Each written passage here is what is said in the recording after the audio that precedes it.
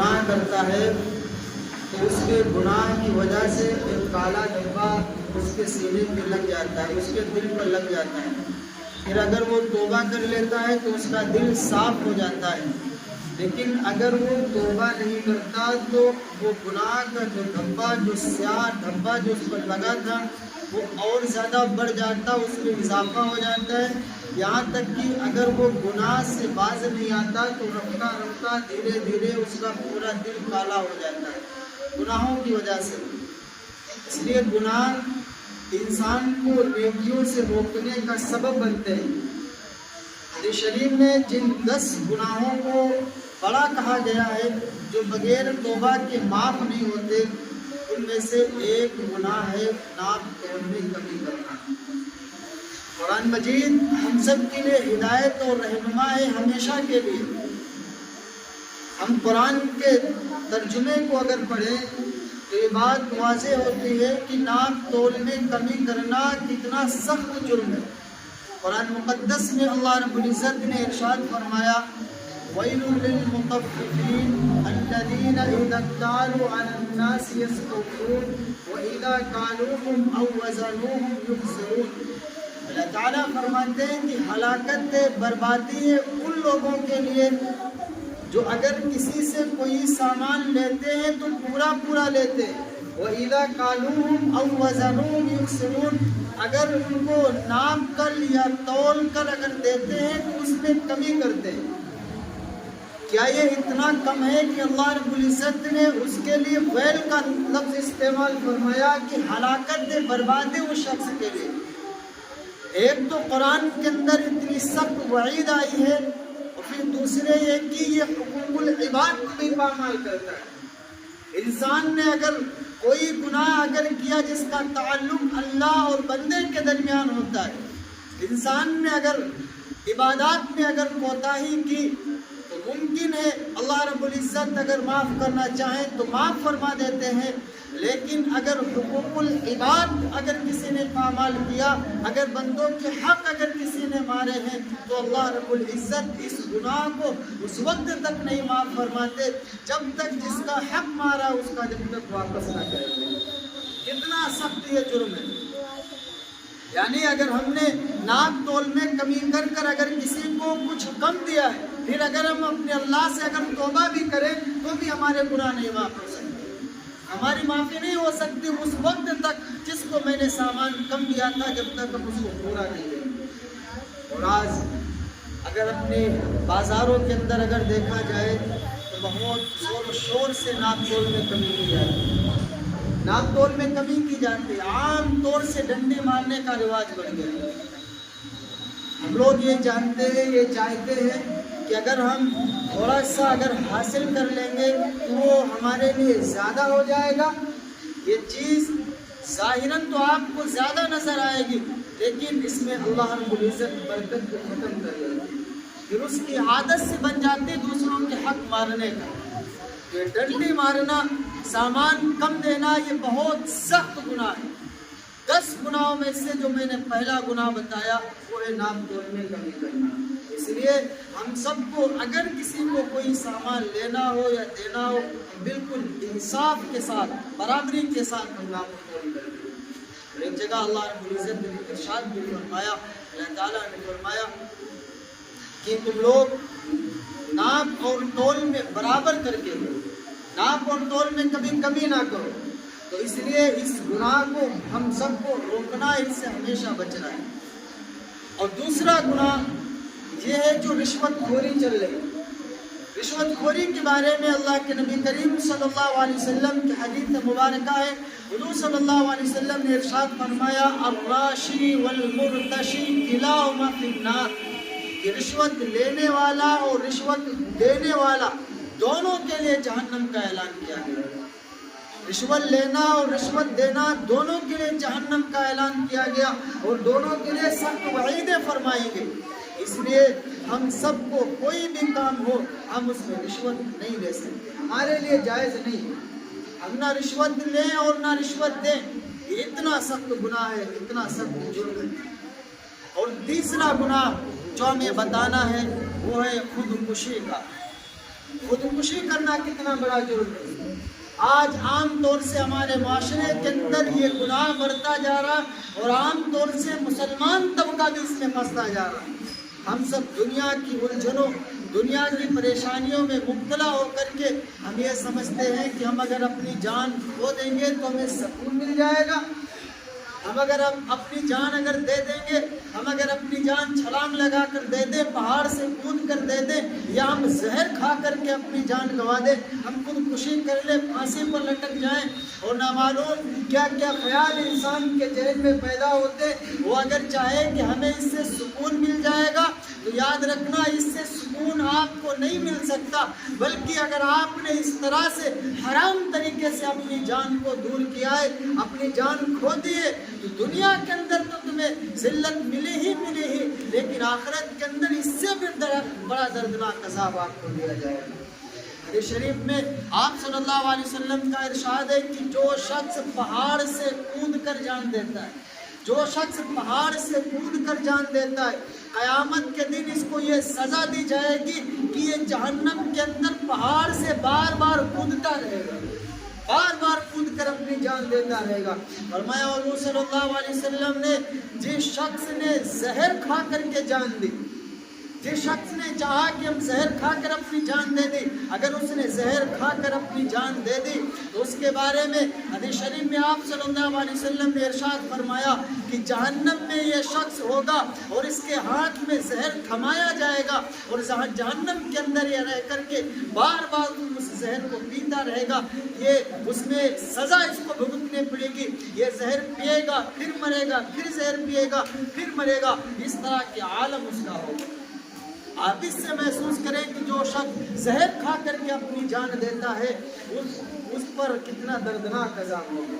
اور تیسرا شخص جو کسی دھاردار چیز سے اپنی جان دیتا ہے، جو دھاردار چیز استعمال کر کے کوئی بھی چاقو ہو، کسی بھی طرح کا ہتھیار ہو، اس سے جو شخص جان دیتا ہے، اللہ کے نبی کریم صلی اللہ علیہ وسلم کا ارشاد ہے کہ جہنم کے اندر اس کو وہ دھاردار چیز پکڑائی جائے گی اور یہ جہنم میں بار بار اپنے پیٹ کے اندر اس کو گھونپتا رہے گا، بار بار اپنے پیٹ کے اندر اس کو گھونپتا رہے گا، جس نے ہتھیار دار چیز سے اپنی جان دی ہوگی۔ آپ اس سے اندازہ لگائیں کہ خودکشی کرنا کتنا بڑا جرم ہے۔ ہم لوگ اگر دنیا کی پریشانی، دنیا کی جھنجھٹوں کو اگر برداشت نہیں کر سکتے، ہم آخرت کی تکالیف اور وہاں کی مشقتوں کو کیسے برداشت کریں؟ اگر دنیا کی الجھنوں سے ہم بے قرار ہو کر اپنی جان گنوا دیتے، ہم آخرت کی سختیوں کے اور قیامت کے دن کی الجھنوں کی پریشانیوں کو ہم کیسے برداشت کریں؟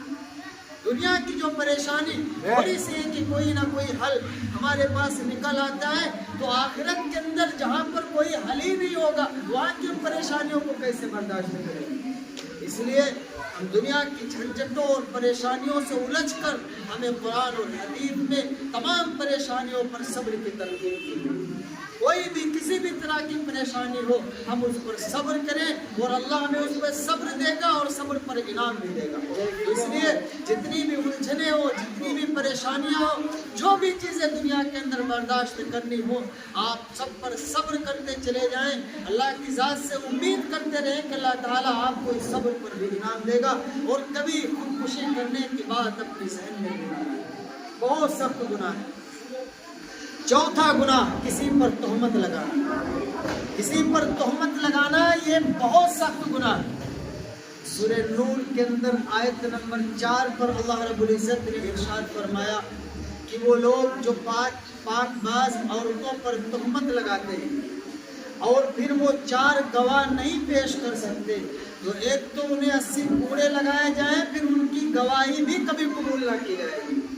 شریعت اسلامیہ کے اندر جو مسئلہ ہے کہ اگر کسی نے کسی پر اگر تہمت لگائی، بیجا اگر تہمت لگائی اور وہ چیز اس کے اندر تھی نہیں اور اس پر تہمت لگائی، تو شریعت اسلامیہ کا مسئلہ یہ ہے کہ اگر اسلامی عدالت ہو تو اس کی گواہی کبھی قبول نہ کی جائے گی۔ اس شخص کی کبھی گواہی نہیں قبول کی جائے گی جس نے جھوٹا مقدمہ درج کرایا تھا اور جھوٹی گواہی دے کر کے کسی پر تہمت لگانے کی کوشش کی۔ اس لیے ہم اگر کسی جرم کے اندر کسی کو ملوث اگر ہم کہہ رہے ہو تو وہ جرم اس کے اندر اگر موجود نہیں ہے تو بہت سخت گنہگار ہو۔ ہم بہت سخت، اگر کسی نے چوری نہیں کی کسی نے چوری نہیں کی، ہم نے الزام اٹھا کر کے تھوپ دیا کہ نہیں تمہیں نے چوری کی ہے، خدا نہ خواستہ آپ نے شک کی بنیاد پر کسی کو گرفتار کروایا، آپ نے شک کی بنیاد پر کسی پر تہمت لگایا، اللہ نہ کرے اگر اس نے وہ چیز نہ کی ہوگی، اگر اس نے چوری وہ نہیں کی ہوگی، قیامت کے دن آپ اپنے اللہ کو کیا جواب دیں گے؟ قیامت کے دن آپ کیا منہ دکھائیں گے کہ آپ نے کیوں کسی پر شک کی بنیاد پر کہا تھا؟ اس لیے اگر کوئی شراب نہیں پیتا، آپ چار بھری محفل کے اندر کہہ دیں کہ بھائی یہ شراب پیتا ہے، یہ شراب کا عادی، آپ نے اس کو دیکھا نہیں، کوئی گواہ آپ کے پاس موجود نہیں، آپ بلا وجہ اگر تہمت لگا رہے ہیں، آپ کو قیامت کے دن ثابت کرنا پڑے گا، کہاں سے آپ ثابت کریں گے؟ اس لیے ہمیں تہمت سے بھی بچنا ہے کہ ہماری وجہ سے کسی کو تہمت نہ لگے۔ یہ 4 گناہ ہوئے۔ یہ 5ویں نمبر پر گناہ آتا ہے تیوس کا۔ تیوس 21 کو کہتے ہیں شریعت اسلامیہ میں۔ تیوس اس شخص کو کہا جاتا ہے کہ اگر اس کے گھر میں زنا یا اس جیسے کوئی کام اس کے متعلق کیے جاتے ہوں اور وہ شخص اس پر ٹوک نہ لگاتا ہو، اس پر روکتا نہ ہو، منع نہ کرتا ہو، بلکہ اسی پر وہ راضی ہو گیا ہو۔ کسی کے گھر زنا کیا جاتا ہو یا اس کے متعلق کوئی بھی خرافات عام ہو، وہ شخص اس پر صبر کرے، اس کو تیوس کہتے ہیں۔ حدیث شریف میں ہے ثلاث حرم اللہ علیہم الجنہ، کہ 3 لوگ ایسے جس پر اللہ نے جنت کو حرام کر دیا ہے۔ داخلہ جنت میں تو دور کی بات، 3 لوگ ایسے ہیں، 3 گنہگار ایسے ہیں جن پر اللہ رب العزت نے جنت کو حرام کر دیا، وہ جنت میں داخل ہی نہیں ہوں گے، اور ان میں سے ایک شخص دیوس بھی ہے، ایک شخص دیوس بھی ہے۔ دیوس اس شخص کو کہتے ہیں کہ اگر اس کے گھر کے اندر اگر زنا عام ہو گیا ہو اور اس بات پر صبر ہو گیا ہو، یعنی کسی کی بیٹی کوئی غلط کر رہی، بیوی کوئی غلط کر رہی، روک ٹوک نہیں لگا رہا، بلکہ اسی پہ راضی کی چلو جو ہوتا ہونے دو، اس کو دیوس کہتے ہیں۔ دیوس پر اللہ رب العزت نے جنت کو حرام کر دیا، جنت کو حرام کر دیا دیوس پر۔ اور ایک اس شخص پر اللہ رب العزت نے جنت کو حرام کر دیا ہے جو اپنے والدین کی نافرمانی کرتا ہے، اپنے والدین کی جو نافرمانی کرتا ہے، اس شخص پر بھی اللہ رب العزت نے جنت کو حرام کر دیا۔ آپ اس سے اندازہ لگا سکتے ہیں کہ ایسے لوگ ہیں جن پر اللہ رب العزت نے جنت کو حرام کر دیا، اس طرح کے گنہگار ہیں۔ اور ایک ہے شراب پینے والا، شراب پینے والے پر بھی اللہ رب العزت نے جنت کو حرام کر دیا۔ جو شخص شراب پیتا ہے، جو شخص شراب کا عادی ہو گیا، اس کو چھوڑتا نہیں، اللہ سے توبہ نہیں کرتا، اللہ رب العزت نے اس پر بھی جنت کو حرام کر دیا۔ کوئی ضرورت نہیں اس کو جنت میں داخل کرنے کی۔ آپ اس سے اندازہ لگائیں کہ کتنا سخت گناہ ہے، کتنا سخت گناہ ہے شراب پینا۔ اس لیے میرا عزیزو، جو لوگ شراب کے عادی ہیں، خدا اللہ کے واسطے اپنے آپ کو شراب سے دور کریں۔ جن کے اندر دیوسیت ہے وہ اپنی دیوسیت کو ختم کرے، بلکہ اگر گھر میں اگر غلط کام ہو رہا اس پر سختی سے روک لگائے، ورنہ اللہ کیا اس کی سزا آپ کو بھگتنی پڑے گی۔ اور جو شخص اپنے والدین کے نافرمان ہیں، جن کے والدین نافرمان ہیں، خدا اپنے ماں باپ کو راضی کرے۔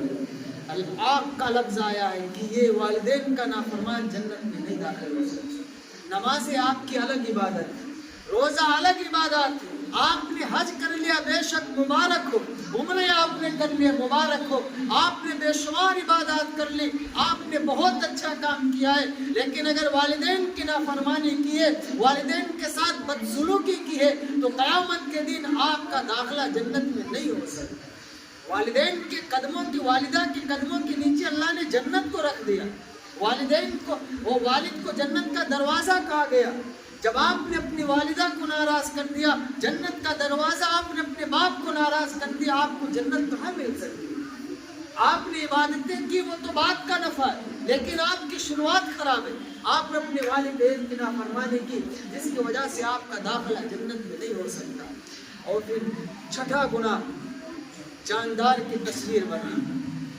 حدیث شریف میں اللہ کے نبی صلی اللہ علیہ وسلم نے ارشاد فرمایا ان اشد العذاب یوم القیامہ المصورون، قیامت کے دن سب سے زیادہ دردناک عذاب تصویر بنانے والوں کو، جو آج فوٹوگرافر ہیں، ویڈیو میں شوٹنگ کرتے ہیں، شادیوں میں فوٹو کھینچ کر پھر اس کو رکھوا لیتے ہیں، سیو کرتے. اسی طرح سے ایک مصور اس کو کہا جاتا ہے کہ جو تصویر ہاتھ سے بناتا ہے، ہاتھ سے جو تصویر بناتا ہے اس کو بھی مصور کہا جاتا ہے. قیامت کے دن سب سے سخت، سب سے دردناک عذاب مصور کو ہوگا. تصویر بنانے والے کو سب سے سخت عذاب ہوگا. یہ کیا کم وعید تھی. آپ حدیث کو کھول کر دیکھیں، اللہ کے نبی کریم صلی اللہ علیہ وسلم کا ارشاد ہے، کتنی بڑی محرومیت ہے ایمان والے کے لیے. حضور نے ارشاد فرمایا، جس گھر کے اندر جاندار کی تصویر موجود ہو اور جس گھر کے اندر کتا موجود ہو اور کتا اس گھر کے اندر آتا جاتا ہو، اللہ کی رحمت کے فرشتے اس گھر میں نہیں داخل ہوتے. جاندار کی تصویر موجود ہونا.